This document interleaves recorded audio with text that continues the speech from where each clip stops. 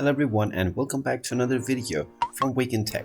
In this video, I'm going to show you how to log into your existing account on WeChat. So let's get started right away. First of all, open up the WeChat application on your smartphone and now you will see the sign up as well as login button.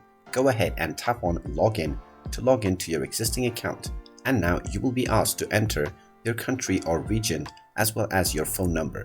You can choose your country or region by tapping on it, and you can search for your country by using the search bar or by scrolling down.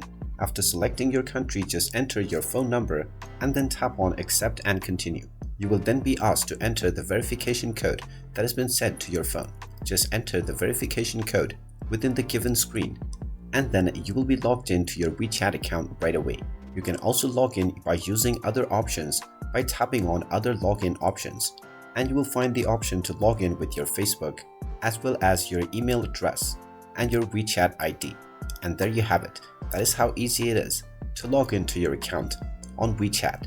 If you find this video helpful, make sure you hit that like button and subscribe to our channel if you haven't done so already. Also ring that notification bell to never miss another update from us. Thank you for watching and I will see you again in the next video.